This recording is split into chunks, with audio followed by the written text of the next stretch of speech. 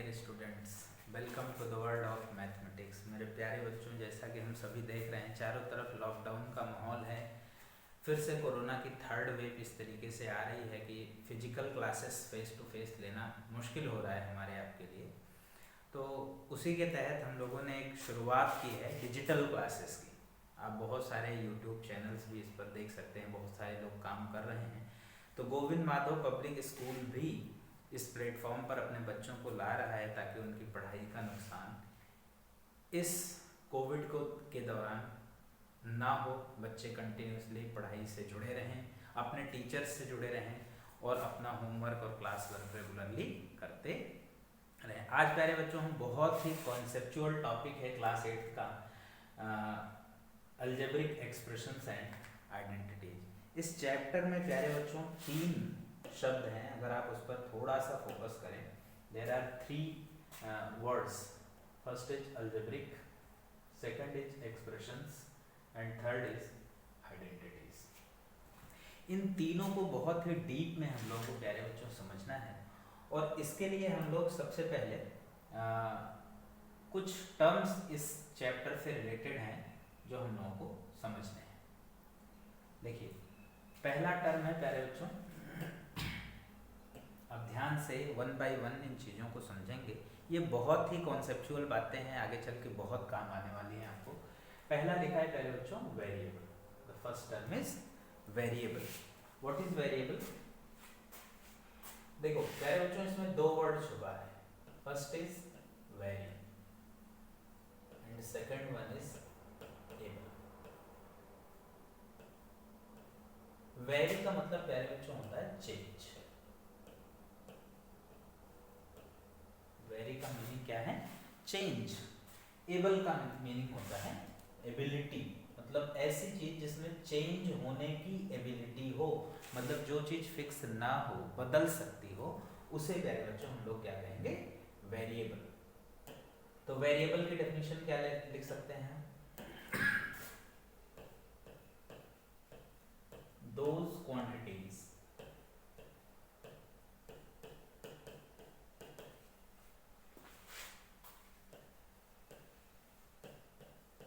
which may change। आप ऐसा भी लिख सकते हैं which are not fixed। ऐसी क्वांटिटी जो फिक्स्ड ना हो, जो चेंज हो सकती हैं, उन्हें क्या कहा जाता है प्यारे बच्चों? वेरिएबल। और इंग्लिश अल्फाबेट के जो लास्ट के लेटर्स हैं X, Y, Z, T, U, V, W, ऑफनली इन्हीं से इनको रिप्रेजेंट किया जाता है। देखो प्यारे बच्चों, मैं एक शब्द यूज कर रहा हूँ ऑफनली, मतलब नेसेसरीली नहीं, जरूरी नहीं कि इन्हीं लेटर से आप इसको इस्तेमाल करें, लेकिन ज्यादातर केसेस में X, Y, Z, T, U, V, W से वेरिएबल को रिप्रेजेंट किया जाता है। तो ऐसी क्वांटिटी जो चेंज होती रहती हैं, जो बदल सकती हैं, उन्हें हम वेरिएबल कहते हैं। आपको भूलना नहीं है 1 बाय 1 प्यारे बच्चों। इसको आप चाहें तो पेन और पेपर लेके नोट करते रहें, या फिर लास्ट में जब मैं सारी टॉपिक्स को समझा लूँगा तो आप इसका स्क्रीनशॉट भी ले सकते हैं। और सबसे अच्छा होगा प्यारे बच्चों, आप धीरे धीरे मेरे साथ पॉज करके वीडियो को नोट्स बनाते रहें। और अगर आपको एक बारी में नहीं समझ आता है तो बार बार इन वीडियोस को अगर आप देखते रहेंगे तो एक प्रकार से ये रिवीजन क्लास जितनी बार आप चाहेंगे वो आपको मिलती रहेगी। Now the second is constant. Constant ऐसी चीजें होती है, देखो वेरिएबल क्या थे पहले, जो बदल सकते हैं, चेंज हो सकते हैं। कांस्टेंट दोज क्वांटिटीज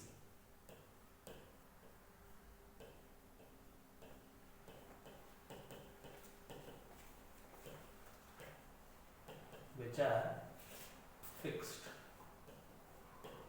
ऐसी चीजें जो फिक्स्ड होती हैं प्यारे बच्चों, उन्हें हम कांस्टेंट कहते हैं, जो बदल नहीं सकते हैं। और इनको हम A, B, C, D, K, L, M, N in letter से ऑफनली रिप्रेजेंट करते हैं। फिर से मैं प्यारे बच्चों समझा रहा हूँ, ऑफनली ऐसा है। हो सकता है वेरिएबल को ABCD से कभी रिप्रेजेंट किया जा सकता है, और हो सकता है प्यारे बच्चों X, Y, Z को हम कांस्टेंट से रिप्रेजेंट कर सकते हैं, लेकिन नॉर्मली ऐसा नहीं होता। होता। ज़्यादातर केसेस में हम एक्स वाई जेड से वेरिएबल को और ए बी सी डी के एलिमेंट से कॉन्स्टेंट्स को रिप्रेजेंट करते हैं। Now the third is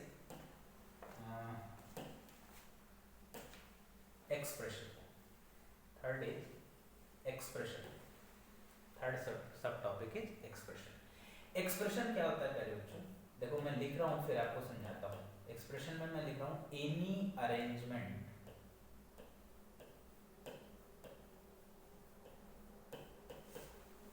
of variable and constants. Any arrangement of variable and constants is called expression. प्यारे बच्चों एक वेरिएबल लो और एक कांस्टेंट लो, इनको मिलाकर आप कुछ भी लिख दो, एनी अरेंजमेंट। आप फोकस करिएगा। जैसे मान लीजिए मैं एक कांस्टेंट लेता हूँ a और मैं एक वेरिएबल यहाँ से लेता हूँ x। अब इन दोनों को मिलाकर मैं a प्लस एक्स लिख सकता हूँ, a माइनस एक्स लिख सकता हूँ, a मल्टीप्लाइड बाई एक्स लिख सकता हूँ, a अपॉन एक्स लिख सकता हूँ, a अंडर रूट एक्स लिख सकता हूँ, अंडर रूट के अंदर ए एक्स लिख सकता हूँ, अंडर रूट ए बाहर एक्स लिख सकता हूँ। ऐसे प्यारे बच्चों बहुत सारे अरेंजमेंट आप एक वेरिएबल और एक कांस्टेंट से बना सकते हैं, और कोई भी अरेंजमेंट आप वेरिएबल और कांस्टेंट से बनाएंगे वो एक्सप्रेशन कहलाएगा। Now fourth topic is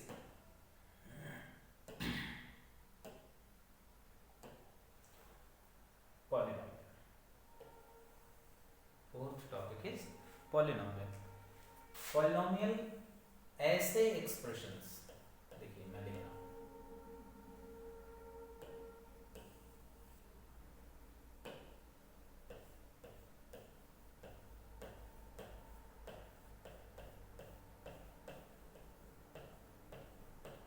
those expressions in which power of variable, ऐसे एक्सप्रेशंस जिसमें वेरिएबल की पावर क्या होती है प्यारे बच्चों, is always a whole number. ऐसे एक्सप्रेशंस जिसमें वेरिएबल की पावर हमेशा ही होल नंबर हो गए बच्चों, उन्हें हम उन एक्सप्रेशंस को हम पॉलिनोमियल कहेंगे। जैसे देखिए आपके सामने बहुत सारे एक्सप्रेशंस लिखे हैं, आप मुझे बताएं यहाँ a क्या है, कांस्टेंट है, देखिए x क्या है, वेरिएबल है। देखिए एक बात और ध्यान रखिएगा, पावर ऑफ वेरिएबल ये स्पेशल बात है।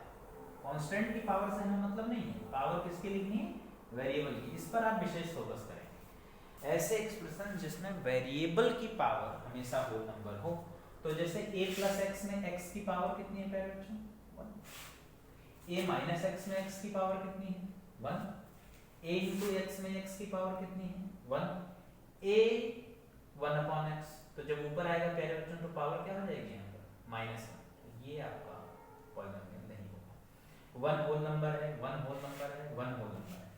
तो जिसमें जहां जहां आपको पावर वेरिएबल की होल नंबर मिलेगा वो सबको आप पॉलिनोमियल बोल सकते हो। जैसे यहाँ पर पावर कितनी बनेगी, 1/2, स्क्वायर रूट है ना प्यारे बच्चों, तो स्क्वायर रूट जब भी हटेगा तो पावर क्या रहेगा, जैसे अंडर रूट x का मतलब क्या होता है, x टू द पावर 1/2। तो यहाँ पर पावर 1/2 है। क्या 1/2 होल नंबर की कैटेगरी में आता है, नहीं आता। इसका मतलब ये पॉलिनोमियल नहीं बन सकता है। यहाँ भी वही समस्या है, a पर भी पावर 1/2 है और x पे भी पावर 1/2 है, तो ये भी पॉलिनोमियल की कैटेगरी में नहीं आ सकता। लेकिन यहाँ पर देखो प्यारे बच्चों, अंडर रूट a x, तो यहाँ पर पावर 1/2 है, लेकिन ये तो कांस्टेंट है। हमें पावर किसकी देनी है, वेरिएबल की। x की पावर यहाँ भी कितनी है, 1। 1 कैसा नंबर है, होल नंबर है, मतलब ये भी पॉलिनोमियल माना जाएगा। तो एक्चुअल में प्यारे बच्चों ये पॉलिनोमियल की डेफिनेशन नहीं है, मैं फिर समझाने की कोशिश कर रहा हूँ। पॉलिनोमियल की डेफिनेशन आप आगे की क्लासेस में पढ़ेंगे। ये पॉलिनोमियल की एक प्रकार से पहचान है। You can recognise those expressions which are polynomial और नॉट। आप पहचान सकते हैं इससे कि ऐसे एक्सप्रेशन जिसमें वेरिएबल की पावर होल नंबर होगी उनको हम, तो मैं इरेज कर रहा हूँ क्योंकि लास्ट में मैं चाहता हूँ कि आप साफ सुथरा स्क्रीनशॉट लें।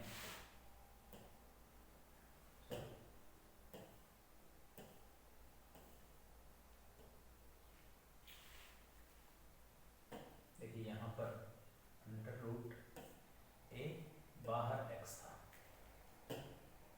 ठीक है। अब जितना आसानी से मिट पा रहा है मैंने मिटा दिया।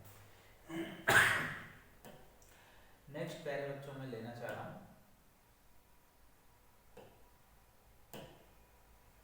इक्वेशन। पॉलिनोमियल के बाद हम लोग बात करेंगे किसकी, इक्वेशन की। तो इक्वेशन क्या होता है, देखो जब आप वर्ड बोल रहे हैं ना इक्वेशन,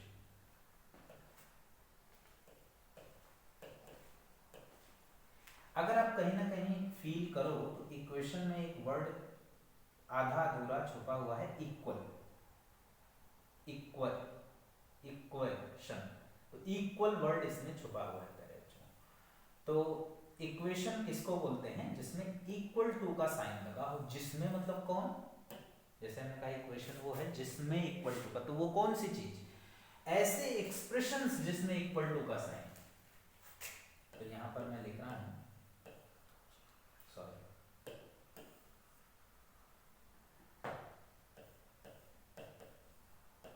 एन एक्सप्रेशन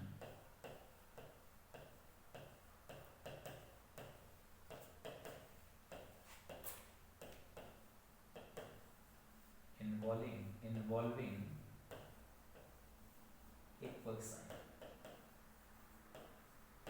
ऐसे एक्सप्रेशन जिसमें इक्वल टू का साइन होता है प्यारे बच्चों, उन्हें हम क्या कहते हैं, इक्वेशन कहते हैं। देखिए इसमें से कोई भी एक्सप्रेशन आप जो मर्जी आए ले लें, जैसे a अंडर रूट एक्स लिखा है, तो अगर a अंडर रूट एक्स में इक्वल टू का साइन आ जाए और इधर कुछ लिख दिया, जब इस ये अगर इक्वल टू होगा तो किसी न किसी चीज के इक्वल होगा ना, जैसे कोई नंबर आप लेना चाहें, 0 ले लें, या a अंडर रूट एक्स के साथ में आप 1 ले लें, या और भी जो मर्जी आए, a अंडर रूट एक्स के साथ में आप कोई दूसरा एक्सप्रेशन ले लें, a अपॉन एक्स ले लें। तो एक एक्सप्रेशन ऐसा मिले जिसमें इक्वल टू का साइन हो, तो उसी एक्सप्रेशन का नाम प्यारे बच्चों क्या बन जाता है, इक्वेशन। तो जब भी आपसे कभी कोई पूछता है कि इक्वेशन क्या है, तो आप बोलेंगे an expression involving equal sign is called equation. Now moving to the last my dear student,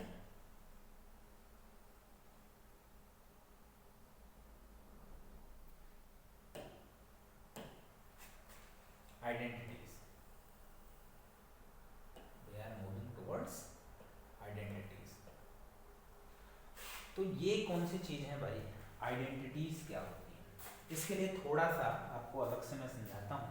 जैसे पहले बच्चों अगर कहीं लिखा है x square is equal to 4, कहीं आपको लिखा मिलता है x, sorry I don't think you this colour is visible to all of you, this is very light colour, so I am changing this colour.